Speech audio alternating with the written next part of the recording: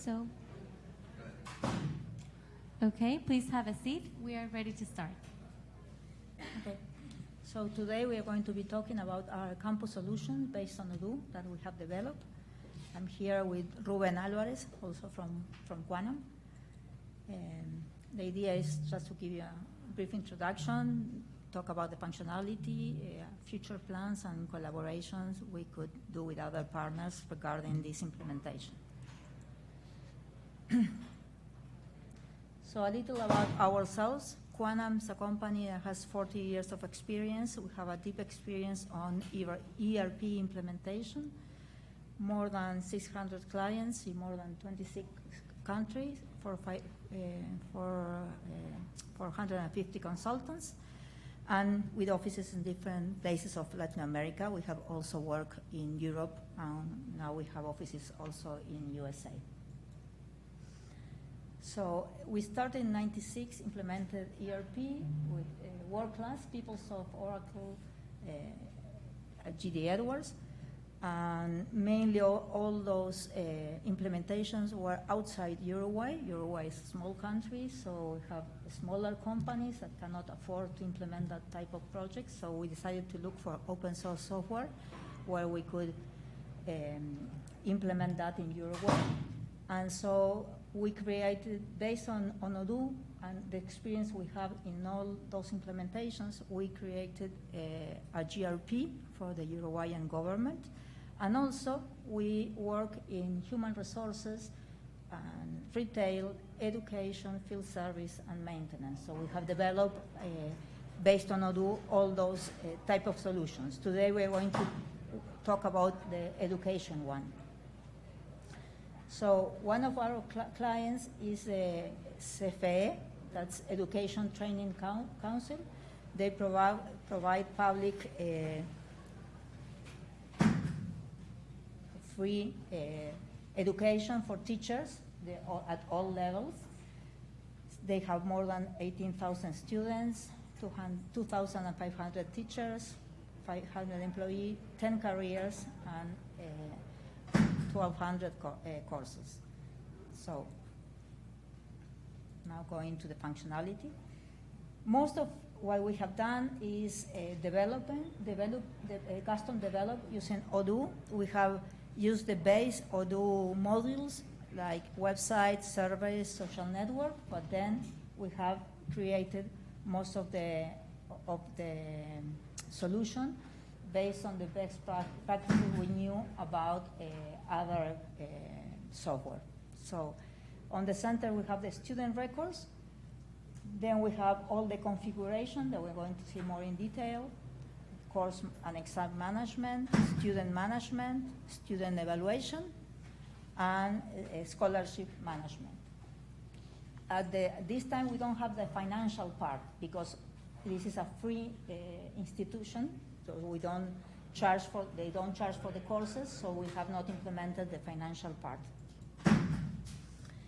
So the main thing I think differentiate this solution is that it's fully configurable and it has many things you can configure to adapt to different types of careers, courses, etc.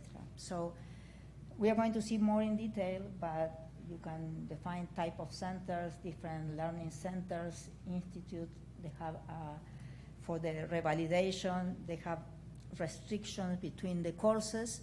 That's a powerful tool we have to be able to say, for instance, to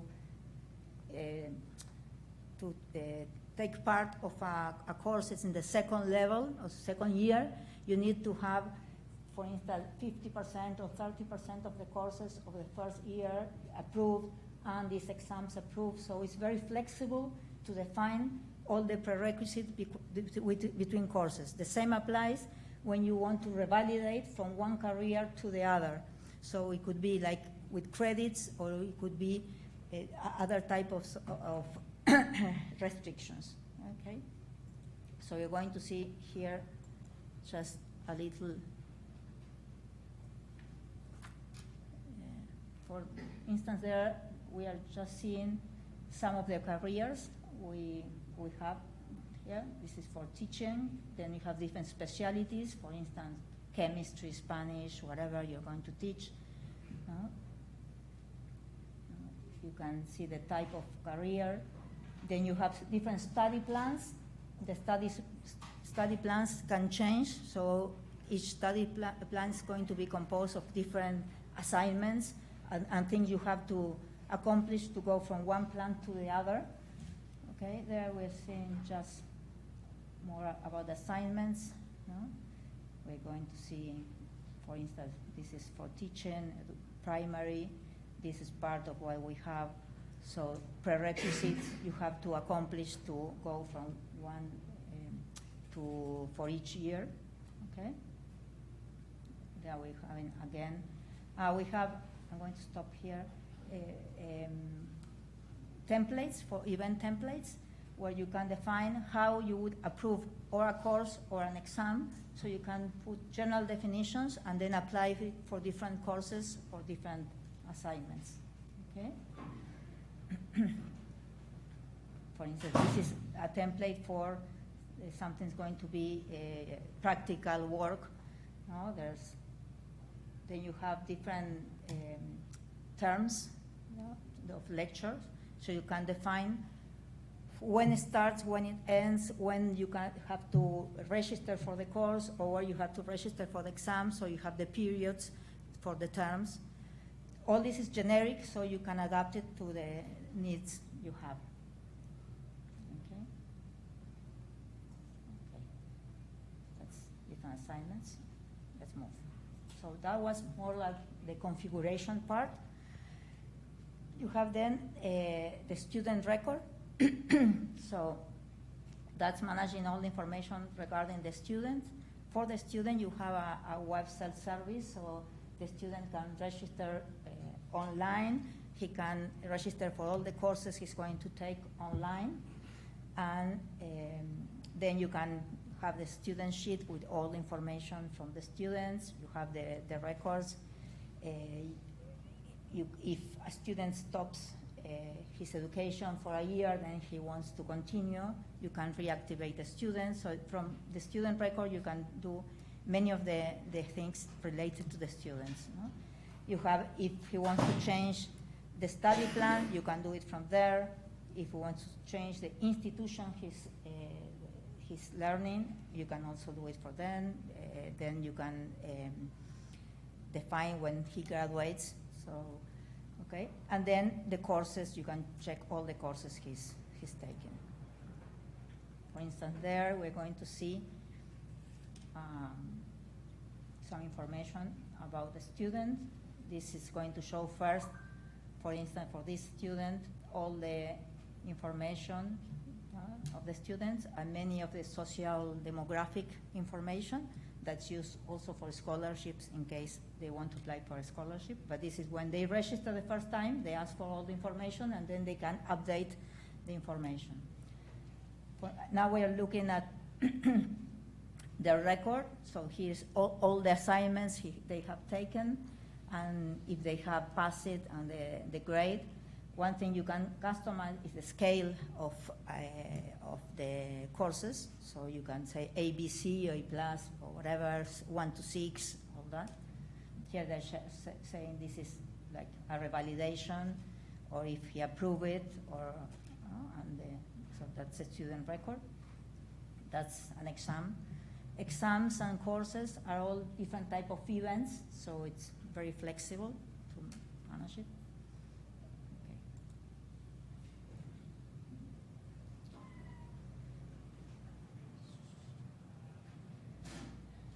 Then for student management, when the student registers the first time, so he provides all the information we just saw, then they have to register in the courses they're going to take. Each year they have to register again, each year or each semester or each whatever quarter, whatever you define. And then all the, what's the name, the event, the engine for the prerequisites it applies, so he can only choose the courses he's able to do. Okay, so then he subscribes to the courses, then also for the exams. So let's see an example there.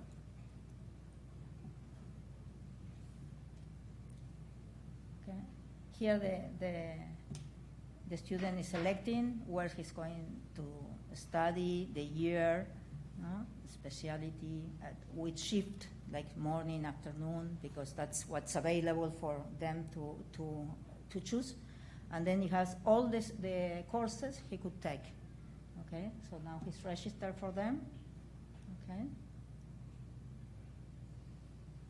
Now we are going to see another example. This is like for the second year, and now he's going to try to do something for the third year. So he will only is going to be shown one alternative course he can do. Just a second. Okay. Now he's going to register again, but he's choosing like third. Okay. Third year there. Okay. The shift. In that case, he's only able to do one of the courses. Okay. That's all by configuration.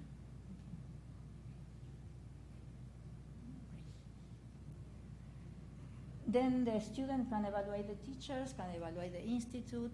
So we're seeing a green line there saying that they have to do the evaluation to be able to register again, just to inform. Okay.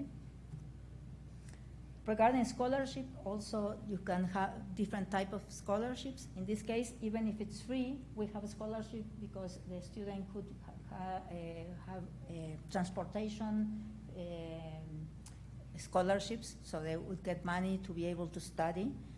And so this would handle all the type of scholarships. So you have the request, you can do the request, you can do a renewal process, you can configure like the form that's based on the surveys from Odoo. Then depending on weight factor that also you can configure and variables, then you have a ranking for all the students for the scholarships. Okay, and then the course and exam management. Also, when you register for a course, you can do it like they define a course that's going to be held at some time, but then you don't know how many people are going to register for that, so you only create one. Everyone subscribes to that course, and let's see there are 100 people, and you can have room for 25, so you would make 4 courses at the same time, and then this automatically will create all the courses. You can get assistant records, inscription for the exams, results. Okay. This is just to show some of the graphics or information you can have from the.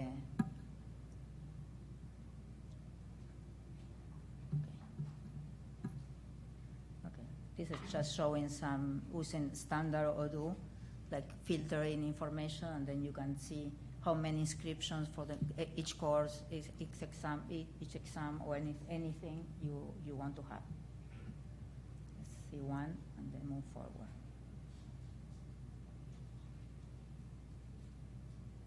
Okay.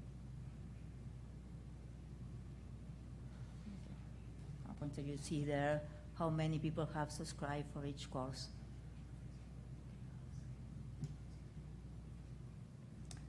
It's not just something general. If you go to the web page of the CFA, then you have all the manuals online. So what they did, they built small videos to aid the students to register. So from there you can execute it and see like online examples of how to register. So all the students do the registrations online. Just a summary of this part of the functionality.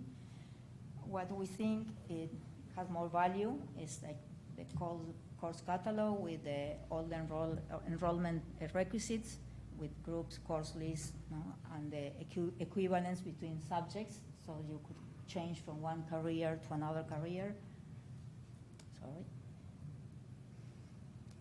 Also, one thing we have is like you can have exams in multi-terms, so you can take the same exam many times. If you lose the exam, you can take it again in another time of the year or next year. So that's considered in the software. Self-service enrollment with all the courses. The exam is treated as any other course event, so you have flexibility. Okay. Then what I already told about automatic class generation. Okay. And also you have some functionality to, if you have to change, for instance, one class as a whole from one place to another, you can manage the group and not just the instance of each student. So you have things that you can group students to do massive movements or whatever. Following now. This was a big project where we developed all the functionality, but now we are seeking to implement this in other institutions. So this is a typical, what we figure would be a typical implementation project in a place where almost non-customization. Okay? Because of the flexibility, we think this is possible. There's just some minor changes, maybe in the socioeconomic information, etc. But we figure out that we would need a couple of weeks just to show the functionality, check the requirements, no? And see if it's possible to do it without configuration, without custom development. If it's possible to do it just with configuration, like we estimate in 3 weeks the configuration of the software and the data migration for that, then 1 week of user training and a couple of weeks of acceptance test, okay? And we did this for a Peruvian university. We are working there with a partner. So our idea was to someone locally to get experience. So we have like our team and the local team, so they can support, and then in the future implement other projects. So what we are imagining is like maybe with other Latin American partners that we could work together, and like in the first project we could participate more, and then like a little less as soon as they get the knowledge. Okay. So our future plans is what I was saying: expand this to other educational institutions. As I said, we have done some demos in Peru. We have taken part in a pre-qualification in Ecuador. And we're seeking for other partners who would like to implement this in other countries or in Uruguay. Okay. And the future, what we need, we know we have to enhance this software, mainly the financial modules, because this is for any free public university, it's fine, but if we want to go to a private one or a paid one, you need to, and the idea is to complement this. We were just talking with someone from Peru that they have done something similar, so that could be a collaboration or anyone who would like to work in that part. Other complementary modules, we've seen Open Educat. There are some very specific modules that can complement, no? And then translation to English, if this could be, like today it's in Spanish, but if there are opportunities in the USA, we should translate it to English and adjust some look and feel of the software. Okay. So just to finish, the presentation. As I said, we have a deep experience in all those areas. There's going to be a talk about the GRP this afternoon in the Uruguayan government. We have a booth there, so we can talk about any other of those solutions there, C2. And we're looking for a win-win relationship with other partnerships, so we are open to collaborate and to know more about the interest. Okay, so now questions? Thank you so much, Graciela. If anyone has any questions for her or to the rest of the room, could be in please Spanish raise your also. hand.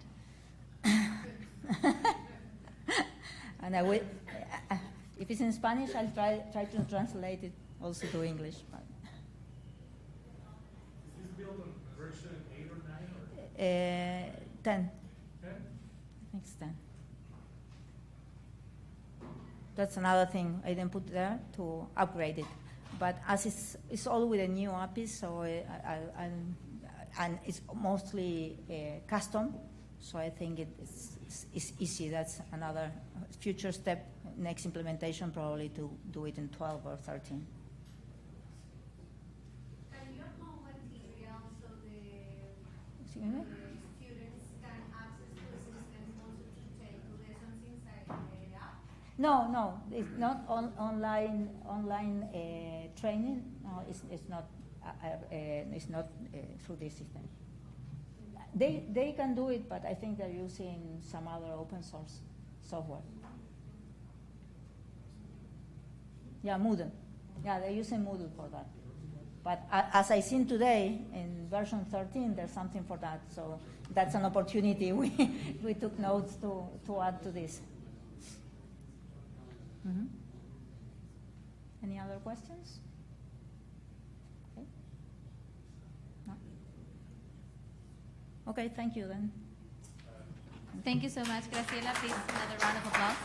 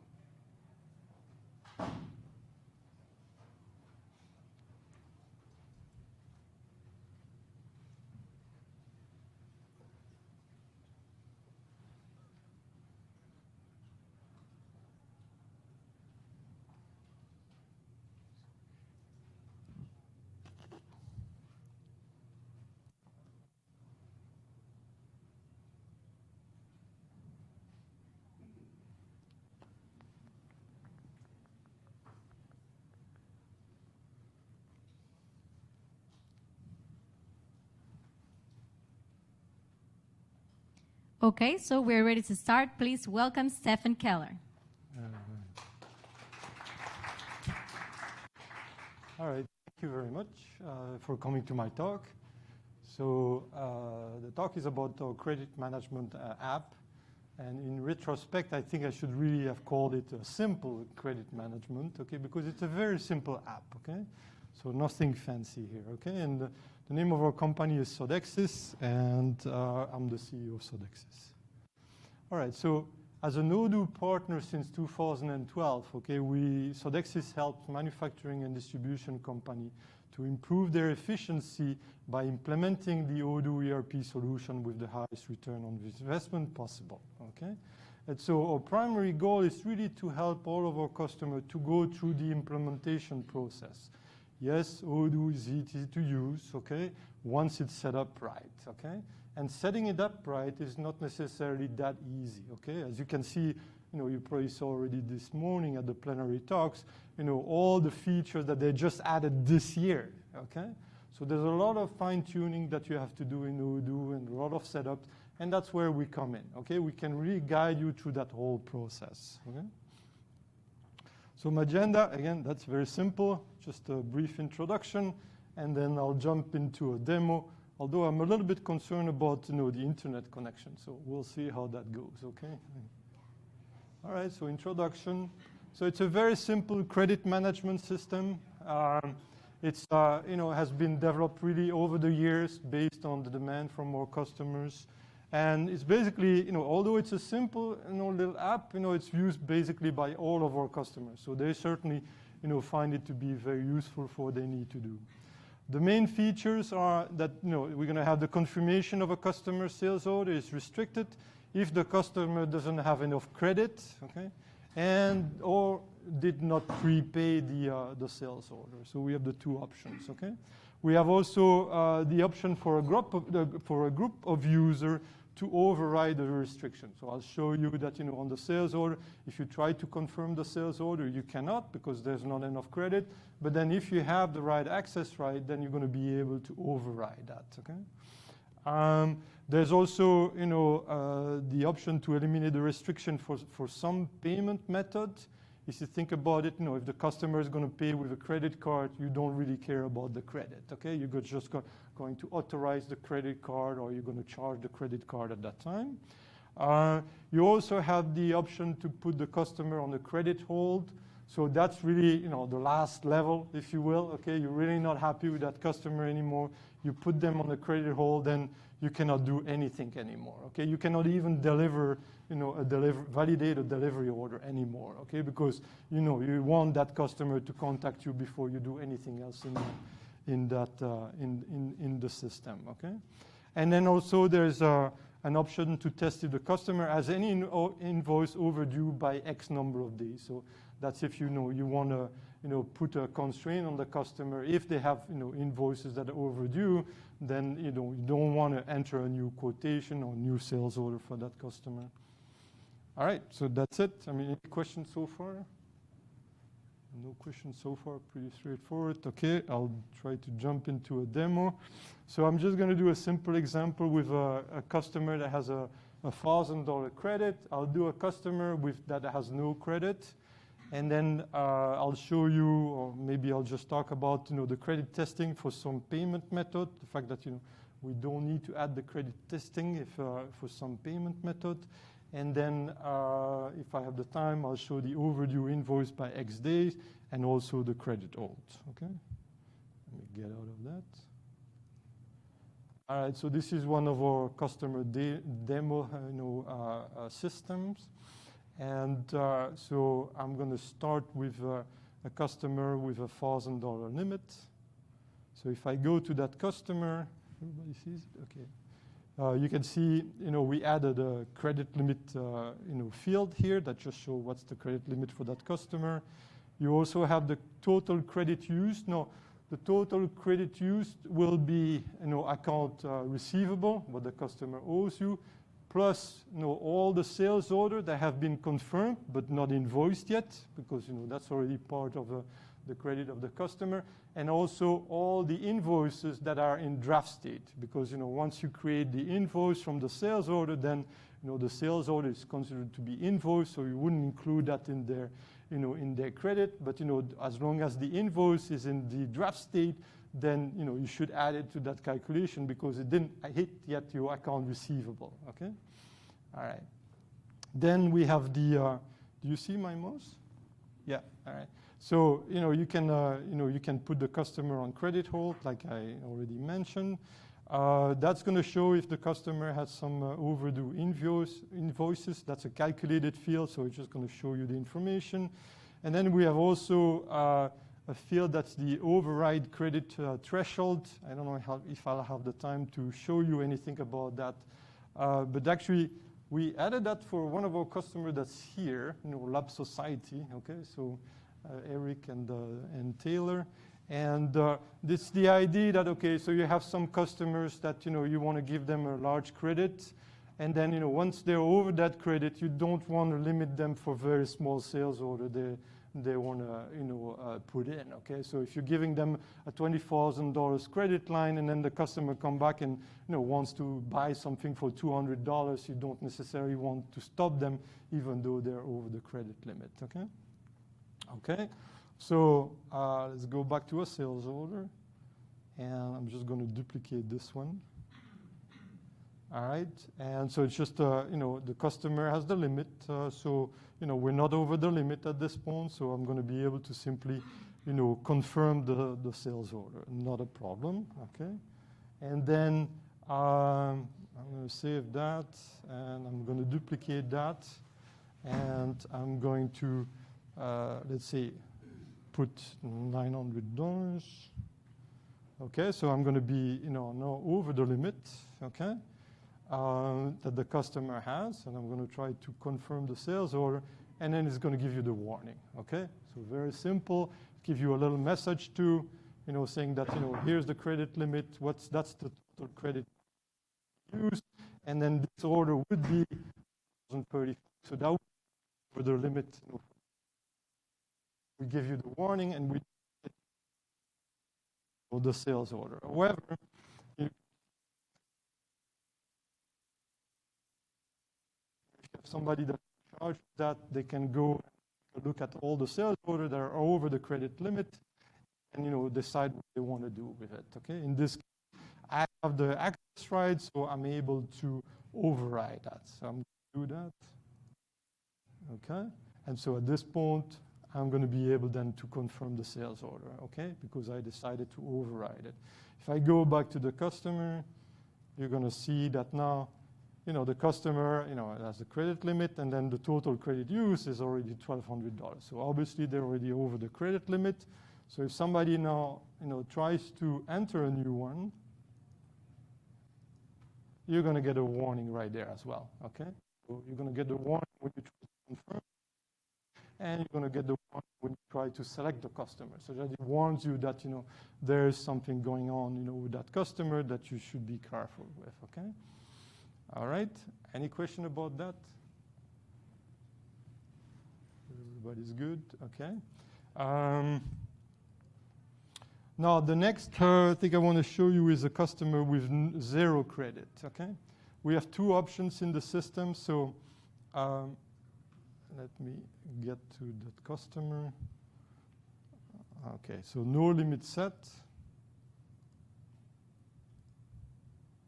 Okay, pretty simple, credit limit 0, okay? Now we have two options there that will let you. The first one is the limit is 0, that means there is no limit, okay? That means that, the customer can buy whatever they want, okay? That's the first option.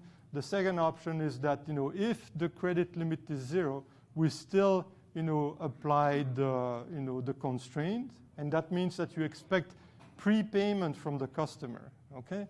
Basically, if you want, whenever you try to enter something in the sales order, it's going to be, above the credit limit, which is 0, and therefore the system is not going to let you confirm. The idea here is that you expect the customer to actually prepay, to send you a payment, either a check or, a wire transfer, whatever you want, okay? All right, and so that's this mode. It's actually, there's a little in settings, if I look at test, it's just this flag here, add prepayment test, okay? So if that's selected, then if, you know, even if the credit limit is 0, then we're applying the test, okay? All right, so if I go back to the orders, all right, okay, I'm gonna try to enter a sales order for that customer with no limit. What's this? That's new. Okay, you're gonna of course get the, the warning that tells you that you basically expect the customer to prepay. In this case, I'm gonna enter a product. I'll do test service 500. Okay, and so again, in this case, if I try to confirm that, well, I'm gonna get the fact that I'm over the credit limit. Okay. In this case, I'm not going to override the credit limit because, I expect this customer to prepay. Notice that we added, a little smart button here to open payments such that you can enter the payment whenever you receive it. Okay, so at this point, you can send the quotation to the customer. You could also send them a pro forma invoice if you want to. Odoo has this capability. It's not turned on at this point. And then whenever the customer pay, you're going to receive the payment, and you're going to click on Open Payments. You're going to click Create. All the information is already set up. You just have to select the right, basically payment method. Okay, in this case, I just have a bank set up. Okay, so we're going to confirm that, and I'm going to go back. So now, we confirm in Odoo that you have received the payment, okay, from the customer. So I can go back to the sales order, and at this point, I can just confirm it. And in this case, I'll be able to confirm it because the customer has prepaid. Okay? Best practice here is that I recommend that you actually, once you have received the payment, it's going to be better to create the invoice with the down payment. In this case, you get the 100% down payment, and let's see if it's set up. It might not be set up. Yeah, it's set up fine. Okay, so then you're going to have the down payment for the customer because if you didn't deliver the item yet, you don't want to create the final invoice, and you don't want to. In general, you don't want to have. I mean, some customers are fine with just having a payment, but it basically decreases your account receivable, and sometimes you don't want to see that. You want to see that amount in the down payment in the liability account. So then you would do that with the down payment. Okay. And then you would just post that, okay? Let's see. So that's, the customer with the, no limit set, and the customer with a, $1,000 limit. Any question about this, how this works so far? Okay. So how much time do I have? 6 more minutes. So why don't we do the, on hold, the credit on hold. So I'm going to select which one. Yeah, that's fine. All right. I'm going to first create. Okay, it's over the limit. I'm going to take a stockable product in this case. So customer wants to have that delivered. I'm going to confirm it. I can't. I'm just going to override it. Okay, let's see. I have the right to do that. I already showed that to you. And then I'm just going to confirm it. Fine. So it has been confirmed. But now, some of us decide, okay, we're really not happy with this customer. So we're going to, put him on a credit hold. So we don't want anything to happen anymore.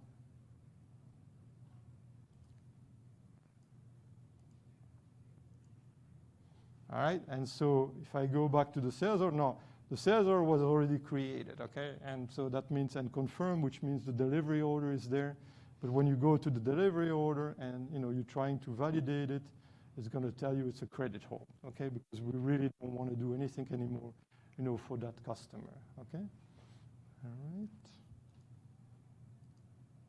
And then let's see, I have more time, so I'm going to show this one. Okay, so again, the idea here is that, all right, so this customer is really over the credit limit we gave them, but we're still fine to, thank you, we're still fine to let them put order in for up to this amount, okay? And so if we do that, I'll just duplicate this, save it, and so the amount is 115. So even though it's over the limit, it should be fine. No, I'm sorry, it's still on credit hold, okay? So let me go back to that.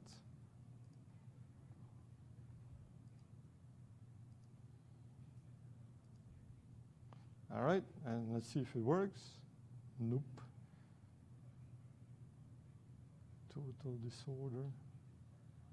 All right, let me think about what I did here.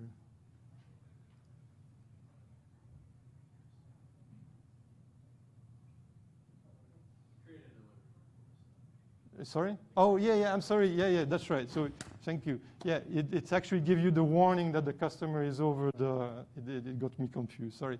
You still get the warning that the customer is over the credit limit, okay? But it lets you actually, confirm the sales order. Sorry, yeah. Thank you, Taylor, all right? Does that make sense, everybody? Okay. All right, so it's about all the time I have, so I'll just finish the presentation. Okay, so yeah, I didn't have a chance to show you, the overdue invoice by X days, but if you want to take a look at that, I'm happy to show it, afterwards.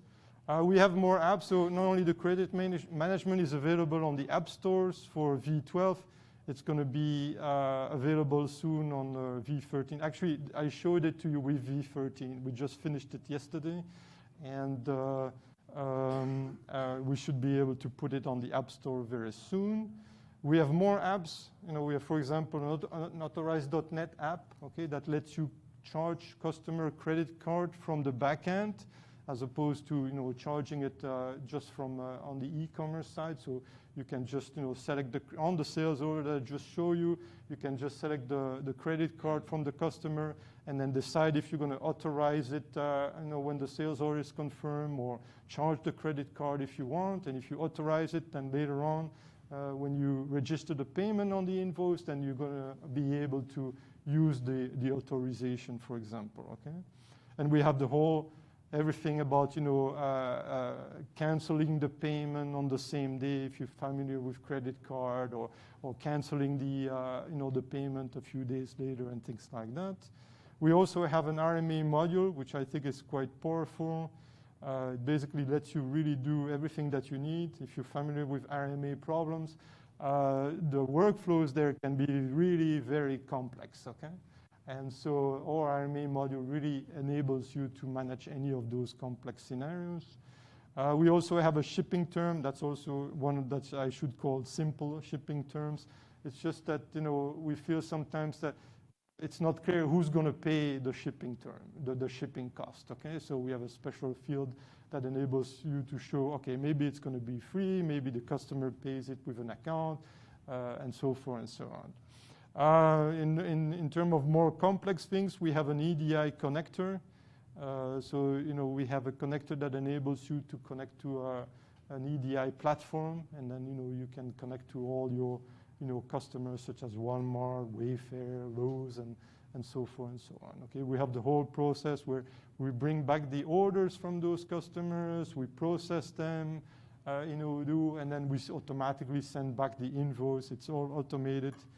We have a customer that takes that order from Wayfair, it gets into Odoo, Odoo creates the delivery order, we connect them to a third-party warehouse. The warehouse ship it for them, okay? We got the information back into Odoo, we process, validate the delivery order, and the invoice is created automatically, sent back to Wayfair. The customer hasn't touched the system, okay?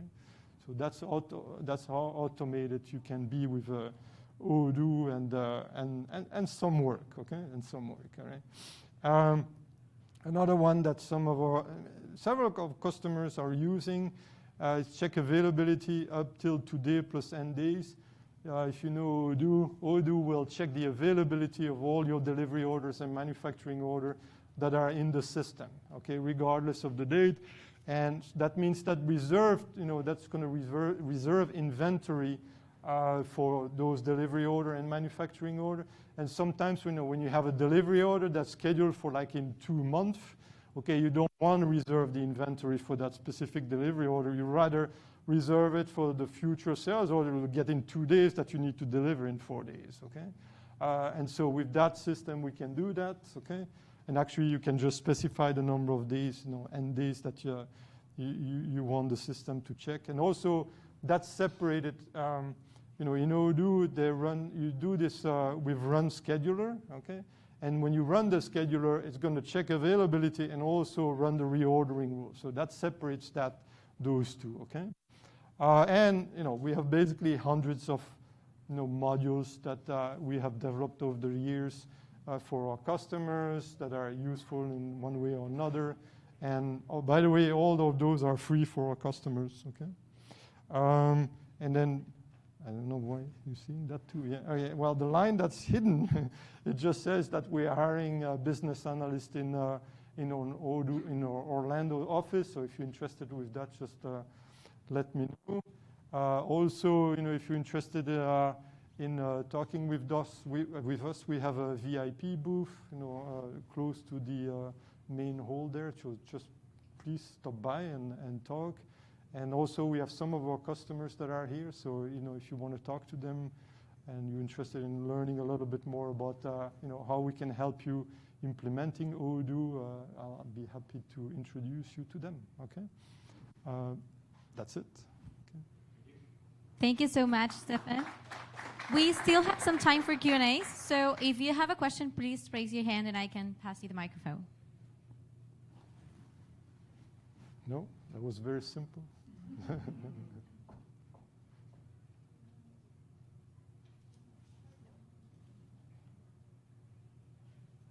I guess. Okay, here we have a question. He's saving me. I'm new to this, so I don't really know much about Odoo, but my feeling is, do you need to manage this properly? Do you need to have the accounting app, the sales app, the credit management app? Do you need all these apps together to make it all work? Yeah. I mean, you can start slowly. There are certain apps that you can use by themselves, okay?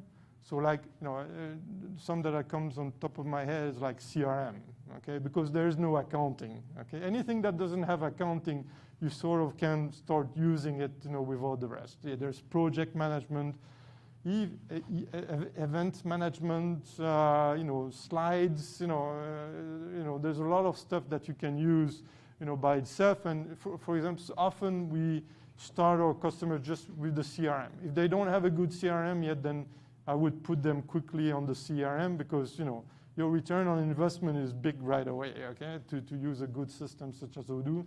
And the great thing is that it's already completely integrated with everything else. So when you decide to start using sales, purchasing, manufacturing, if you do that, inventory management, and so forth and so on, well, all the customers that you already enter for your CRM, they're right there, okay? So you don't need to re-enter anything, okay?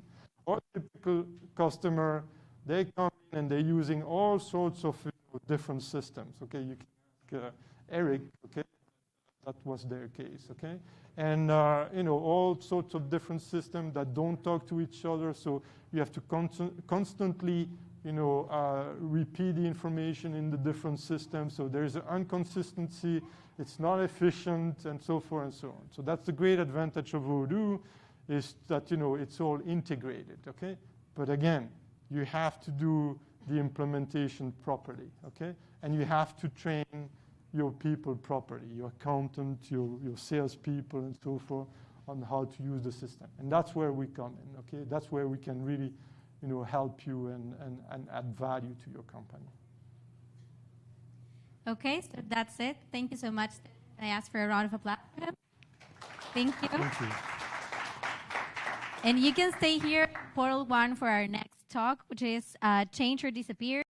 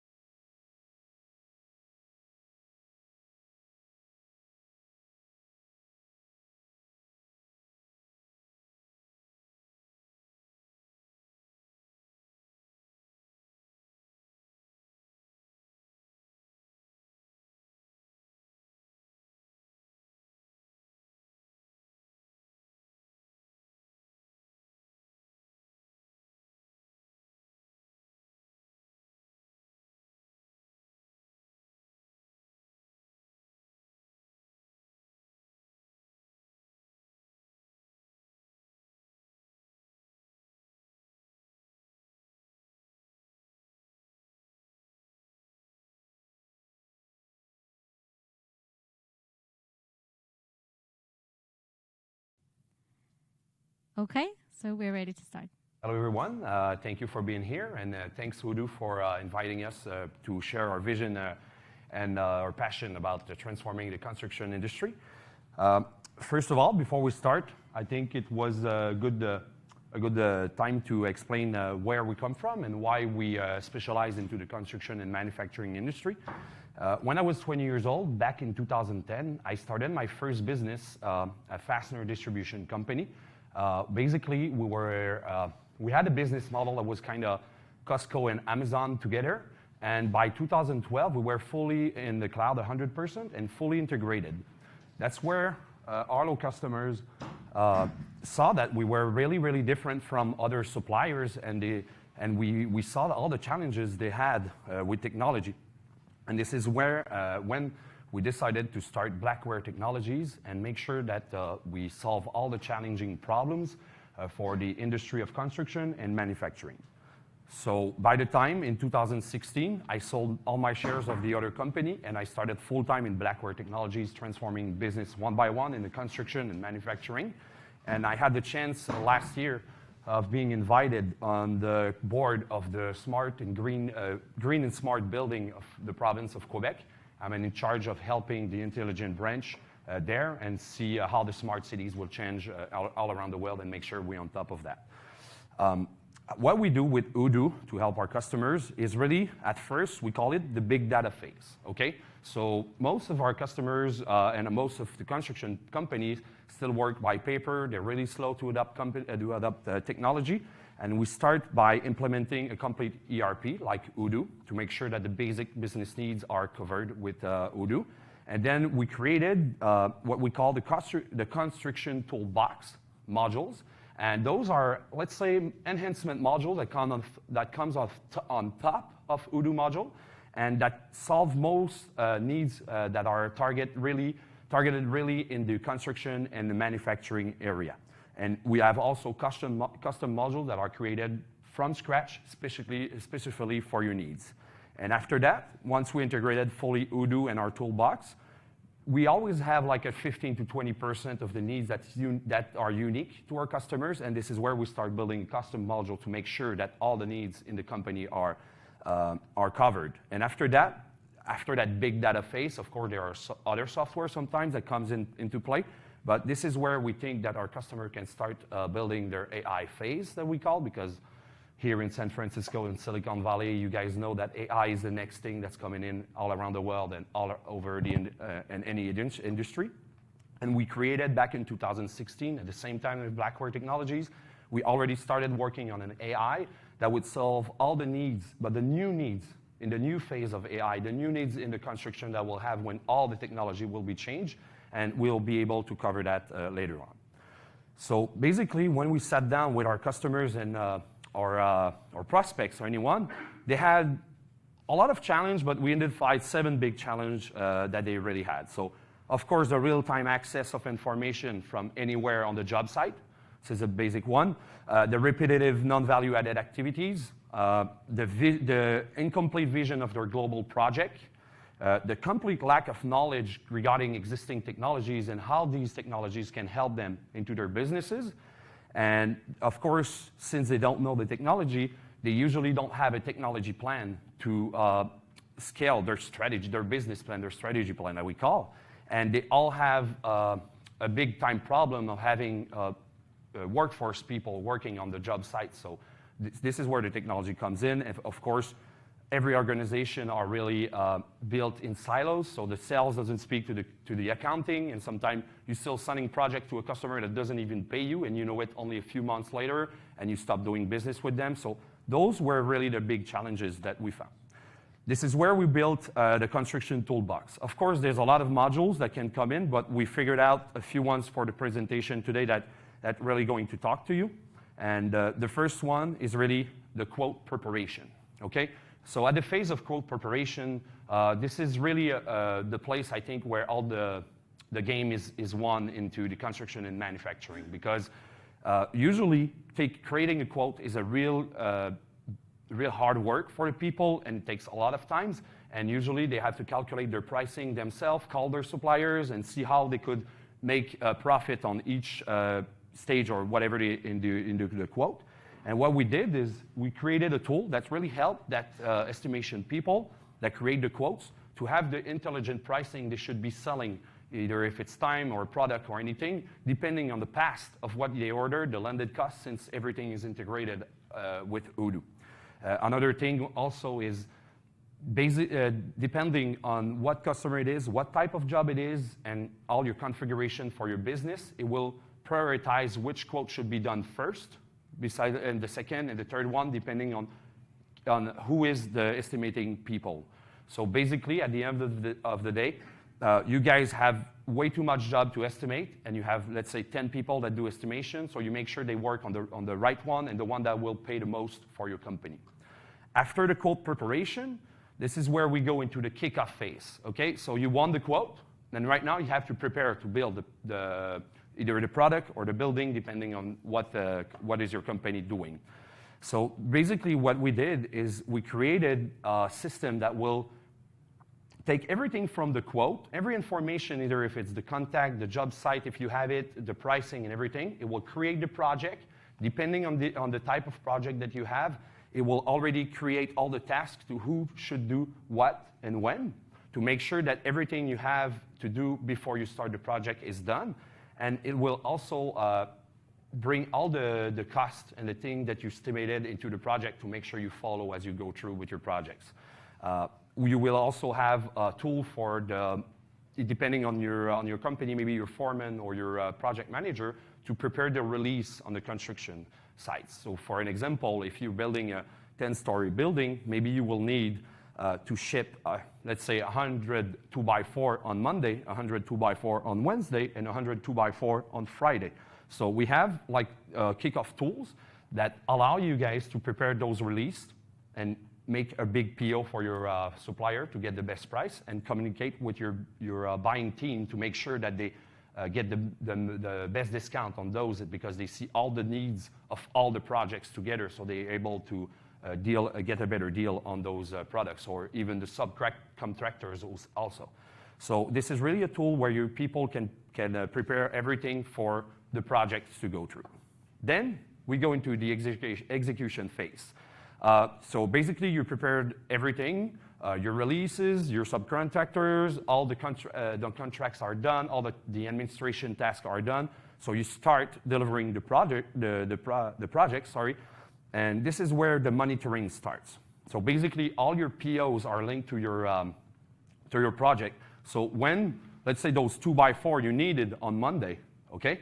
Your buying people just got a call from your supplier, and it won't be able to be delivered on Monday. It will go until Thursday. So even your Wednesday release and your Friday will be impacted on that. So they will change, the buying people will change the date in the PO or in the release, and it will automatically come to your project manager to tell him what happened and how much it cost on his project for what happened. So I took a really, really simple example, but it can be on the workforce, it can be on the tools, it can be on the materials, it can be on the subcontractors that calls you. It will be really, really tracking every change of your product and giving you the cost of these change. So basically, at the end, you have your project. You can see which equipment, which people, which product, anything that should be shipped on what date, all an overview place. After that, this is where we go to the quality and financial control of the project. So basically, you're building your project, and after the phase one, you should have a quality check, let's just say, on how the GPROC was installed before your taping people comes in. So in the project management software, this is where it will give you the exact time when you should do the quality check, if it's done, and what did work, and how much it costs if it didn't work. You will be able also to see your real-time cost versus your estimated cost that you had at the beginning. So every time there's a change, like we said in the execution phase, the cost is impacted, and you will be able to see that in your project, in your overview project. Also, depending on the configuration of your project, you'll be able to auto-invoice and auto-create the documentation. Even if it's release notes, RFIs, invoices, anything, you will be able to configure it. Let's say at 20% of these tasks, once your progress get to 20%, you should have 20% invoiced of the total job directly to your customer, or created depending on what your accounting system configuration you want it, if you send it automatically, or you put it in draft and you have like a control for your financial people, depending on. Yeah? This allows you to manage activities with subcontractors as well? Mm-hmm. Okay. This is, yeah. Yeah, this is specially done for that. So basically, you can manage your materials that you buy, your subcontractors, or anything that's around the project. So the architect, the engineer, you have everyone in there. Okay, and is there a way to sort of look at your universe of doing things integrated with a prime, if you will, if you're not the prime? Yeah, you mean the prime sector? Contractor. Yeah. You basically, if you're the subcontractor, if you are the subcontractors, you mean? Right. Yeah. Okay. So basically, you will be able, if you guys have the same, if you have Odoo in our toolbox, it will be way easier. But if you assume that both do not. Assume they both do not. Right. Well, at least you. That only one. Yeah. Okay. At least you have it. Okay. Perfect. Yeah. You'll be able to communicate with your prime or your subcontractors, depending, with links. So let's just say you've been hired to install the windows and doors, okay? But you're just the middleman. The prime hired you to hire subcontractors to install, right? So you'll be able to ask quotes to your 4 subcontractors automatically. They'll get a link. They'll be able to go on it, write their writings, make their price, things like that. It will come back in your Odoo system automatically and give you your best one. Because sometimes you'll have the subcontractors will tell you, oh, it's going to cost, let's say, $100,000, but I can't deliver it until 2 months. And the other one say it will cost $120, but I can do it right now. So the system will be able to help you pick up the right one for your project. Sure. Okay. That's it? Yeah. No, that's okay. If you have any question, guys, feel free to raise your hand. Yeah? Okay, perfect.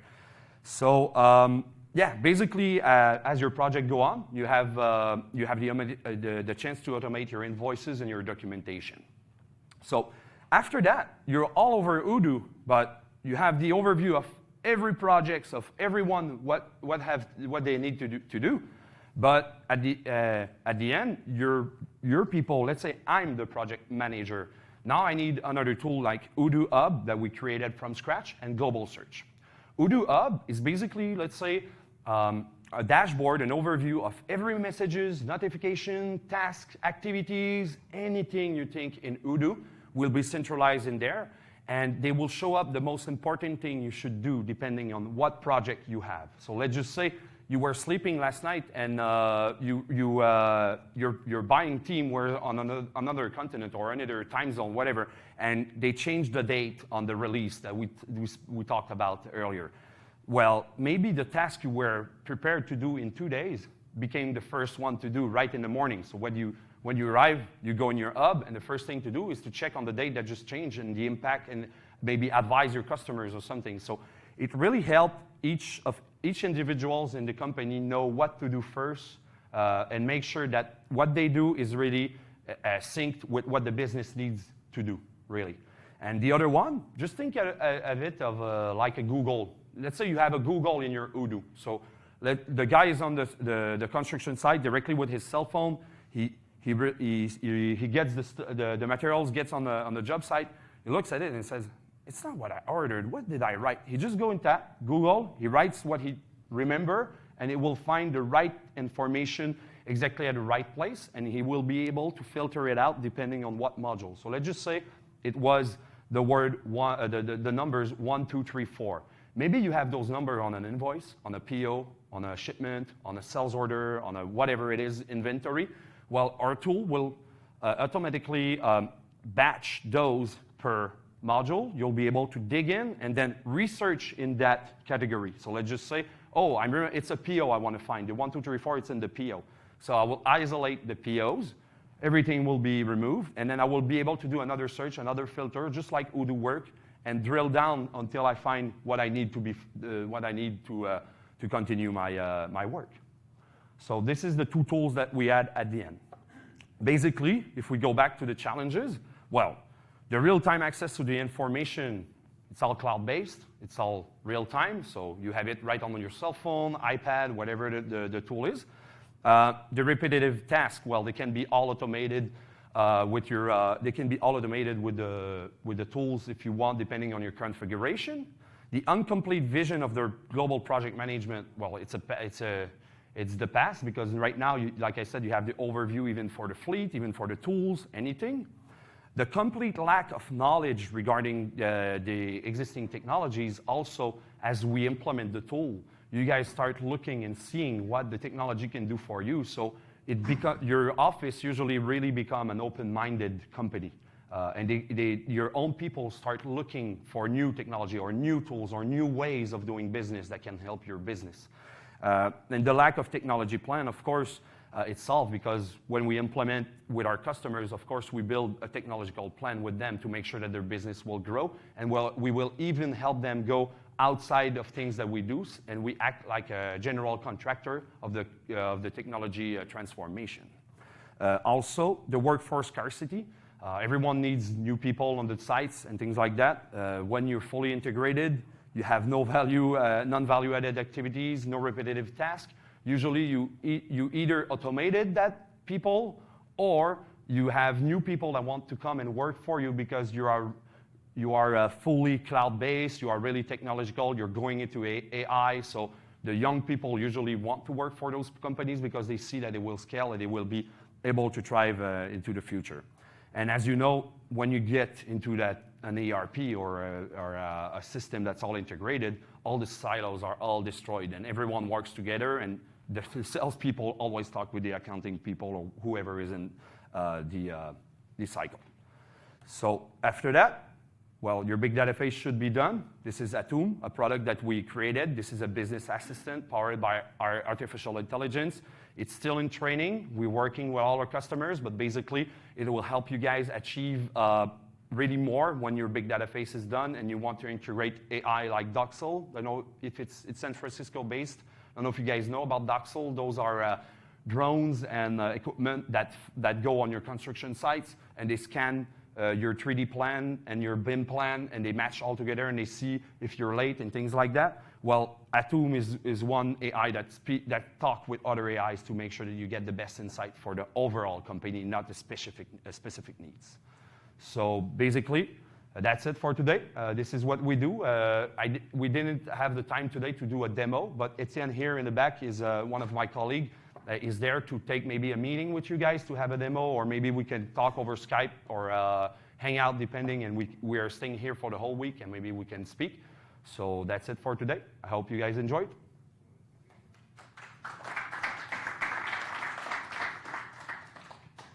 Any questions? No? Yeah? A couple of questions. I don't know exactly how construction companies work in Canada, but I guess it's easy to assume that it's almost identical to the way that companies work in the U.S. Yeah, basically, right now there's a big movement that mostly all the buildings they will not be built all the same, because depending of here you have earthquake, Canada you don't have earthquake. Yeah. But everyone will have to go through the BIM, like the BIM modelization, you know what it is. Mm-hmm. And there will be basics on the construction that will be made, and those needs we will cover them. Right now we cover mostly Canada. We're expanding in the United States, but we want to go international all over the world, and we think that we have the foundation to respond to all the needs of a construction company, at least in North America and in Europe. And we're keep building on our tools. And then the second question is, so when you make reference to incorporating AI, you're specifically implying that there are neural networks that you are creating for specific. Can you give an example of a set of neural networks and a condition in which you're building that for? Right now, I could do it mostly in private, because we're still registering all our trademarks and things like that. But I could show you a demo in private and help you with the neural networks without no problems for that.